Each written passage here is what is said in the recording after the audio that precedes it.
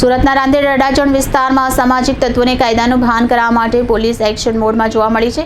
અહીં એક યુવાનને લઘુશંકા ન કરવા માટે ઠપકો આપવો ભારે પડ્યો હતો અને તેના પર ચપ્પુ વડે જીવલેણ હુમલો કરવામાં આવ્યો હતો। જો કે સુરત પોલીસની સક્રિયતાને કારણે આરોપી મુઝમ્મિલ ચાંદીવાલા હવે સળિયા પાછળ છે। રાંદેર પોલીસ અને એસઓજીની ટીમે આરોપીને સાથે રાખી ઘટનાનું રિકન્સ્ટ્રક્શન કરાવ્યું હતું।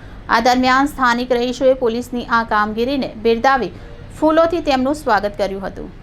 સુરતના રાંદેર અડાજણ વિસ્તારમાં મિત્ર સાથે ઉભેલા શાહિદ શેખ નામના યુવાન પર ચપ્પુ વડે હુમલો કરવામાં આવ્યો। ઘટનાની વિગત એવી છે કે શાહિદ શેખની ઓફિસ નીચે એક અજાણ્યો શખ્સ જાહેરમાં લઘુશંકા કરતો હતો, જેને શાહિદે ઠપકો આપ્યો। આ સામાન્ય વાતમાં ઉશ્કેરાઈ ગયેલા શખ્સે ચપ્પુ કાઢી હુમલો કર્યો અને ત્યાંથી ભાગી છૂટ્યો। આ સમગ્ર હુમલો સીસીટીવી કેમેરામાં કેદ થયો, જેના આધારે રાંદેર પોલીસે તાત્કાલિક તપાસના ચક્રો ગતિમાન કર્યા। પોલીસે ગણતરીના કલાકમાં મુખ્ય આરોપી મુઝમ્મિલ ચાંદીવાલાને ઝડપી પાડ્યો। આરોપીને કાયદાનો ડર અને ભાન કરવા માટે સુરત એસઓજી અને રાંદેર પોલીસે સંયુક્ત રીતે આરોપીને ઘટના સ્થળે લઈ જઈ તપાસ હાથ ધરી। પોલીસ જ્યારે આરોપીને વરઘોડો કાઢી રિકન્સ્ટ્રક્શન કરાવી રહી હતી, ત્યારે અડાજણ વિસ્તારના લોકોએ પોલીસની આ નીડર કામગીરી પર ફૂલોનો વરસાદ કર્યો।